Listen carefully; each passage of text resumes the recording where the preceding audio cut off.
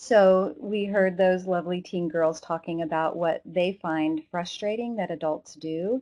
And you see the main bullet points here.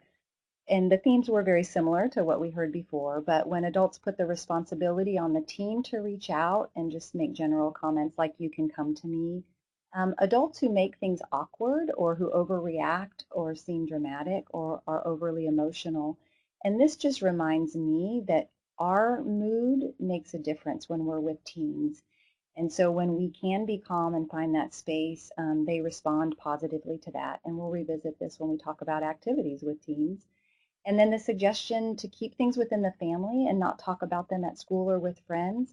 In my experience, this doesn't happen that often, but it does happen sometimes, especially if a parent is not wanting to share a lot about their illness situation outside of the family, that for whatever reason, there could be a variety of reasons for that. It could be maybe they don't want people at their work to know. Um, and so they might be asking their teen to keep things private, and that can be really difficult for the teen. And then adults who talk negatively about another adult in the family. And this sweet girl that was talking about this, it was more kind of a general, what we might see in a divorced situation.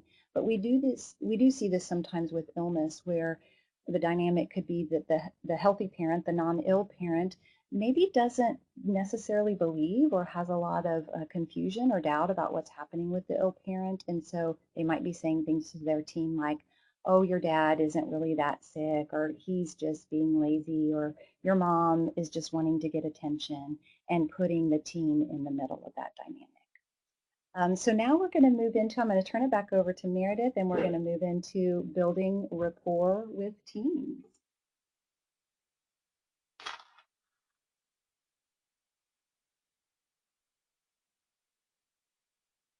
Thank you. It's good to be back. And as Kim said, hearing some of our teens say in their own words what has helped them and what has not been helpful is affirming of what we as child life specialists know and are likely doing. But as a reminder, I did want to touch upon a couple of specific techniques, mirroring and matching. Seek to reflect what you see, hear when you're interacting with the teen. Be similar in your tone of voice to the teen, noting their body language. Is it telling you something? Does it appear to be different from what their words are saying? Then seek to respond to both what the teen is saying verbally as well as through their nonverbal cues. As you're moving forward building trust with the teen, it is important to go over with the teen confidentiality. Ideally, you want to be able to keep between you and the teen what they say. But there are limits, which we will touch upon again at the end of this presentation, that are important for them to know. If with the parents, we want you, if possible, to be communicating with them, letting them know of your desire to establish this trust between the teen, seeking their understanding and support, that you will keep between yourself and the teen what is said, recognizing that if something critical is shared with you, that you will come back to the teen, ask that they share it with the parent, perhaps ask for your help and assistance in sharing it, or volunteer to share it yourself with their permission. Also, it's important to remember two-way communication between yourself and the teen. Seek their input on how they want to structure their support, what their preferences are, even with the activities that they choose. Teens can help determine the number of sessions and their care plan. Doing these things will enable trust to come before you and the teen. And I loved my impression of listening to the teens that we heard speak was just how much they were seeking their support to be genuine in their interactions.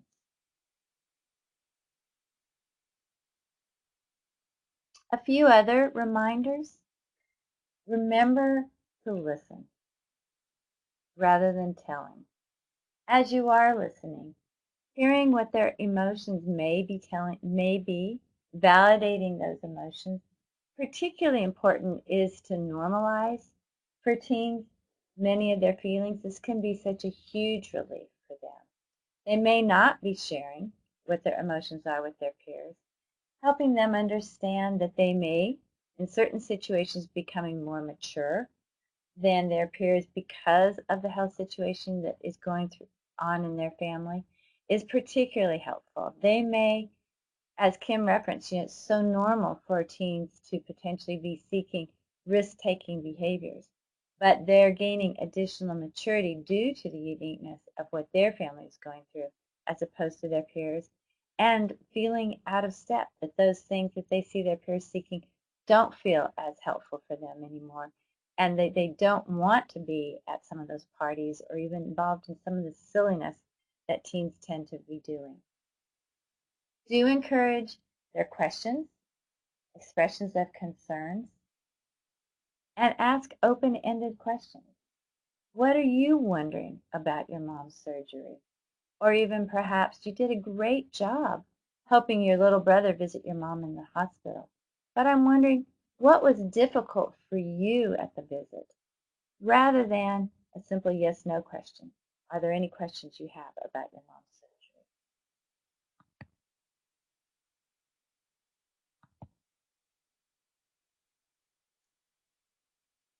Communicating with teens, a few other things to just touch upon. Do seek to be informed. Just like a teen who is the patient, you want to be communicating with the healthcare team to understand what the diagnosis, treatment, and potential prognosis of their parent is. As you're providing information for them, as Kim said, it's wonderful to be able to educate them. I'll reference this a little bit in some of the work that I talk about around bereavement and loss. But as you're providing this information around their parents' medical situation, do use scientific language, but be very attentive to gauge what their understanding and feelings are around it. I know that I've delivered presentations to the University of Texas 4000. These are a group of college students who every year ride 4,000 miles to increase awareness of cancer. And as I've done presentations referencing treatment, such as portacast, why hair falls out, it's amazing how many of those college students don't understand these concepts and yet are very eager to learn before they move out on their rides. Please remember to be honest. I think all of us as child life specialists recognize how important this is. It may be at this point that your role is to help other parents, well-meaning adults in the family, or the medical professionals recognize how important this is. And as our teens said themselves, not giving false assurance that everything is going to be okay. Additionally, silence. For me, I think that this can be particularly difficult at times with teens. It takes me practice to be still, to be patient, wait to hear what their responses may be.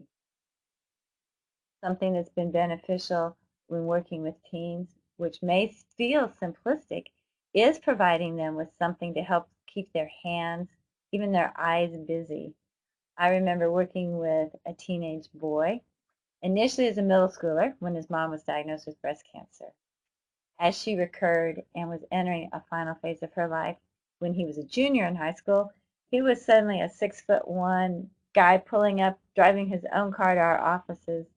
And it felt a little bit simplistic to me, but in one of our sessions, I simply put in front of him a drawing of another young man with a big backpack on his back and said, "Tell me about what you feel like you're carrying around in your backpack. What's weighting you down?" And I think that activity spurred conversation that was much richer and deeper than if we had just started out talking about what was hard for him without that prompt of something to be drawing as he talked.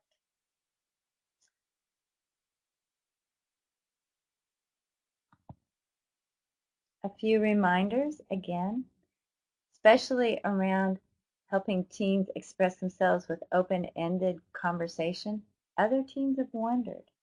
Other teams have felt. And again, that's capturing not only some open-ended conversation, but potentially normalizing something that they may be feeling as well. So these are just prompts for you to reference as you reflect upon providing open-ended conversation and prompts. Finally, remember how important communication is between the teen and the parent. It really is about a full circle. You as child life specialist, teen and parent. Work with the teen is not meant to be in isolation of their relationship with their parents. This can also be with other medical professionals as well, with you advocating for more interaction by the medical professionals caring for the teen's parents. While studies are limited, there is indication that very little interaction does occur between the healthcare teens whose parents are ill or dying. With the possibility that the child life specialist helping to advocate and inform healthcare providers how to interact with teens offers more opportunity. Attached to this presentation are references of 2 different research articles which highlight communicating with teens at the terminal stage of illness. One speaks of the ways that parents communicate and showed positive outcomes, one with measured telling, being responsive to the communication style of the teen, and what they termed skirted telling. And teens in this category indicated that they did not want specific details discussed with them. Of note, guidance around this communication was lacking from the healthcare community. The other study examined interactions between adolescents living with a dying parent and the hospice healthcare team delivering care. Results indicated that the majority of adolescents reported no interactions or in passing interactions only with members of the healthcare team.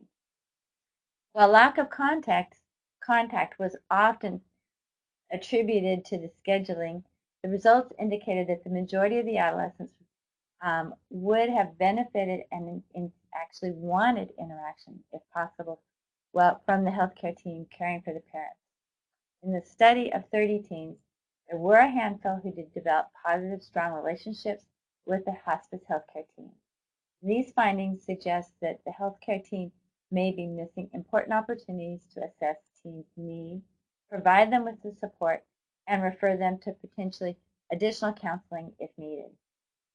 So reflecting on your setting, do you have the ability to advocate for this communication between a teen and a healthcare provider? At this point, I'm going to pass the presentation back to Kim, who will be focusing on some additional activities that we've found to be beneficial with teens.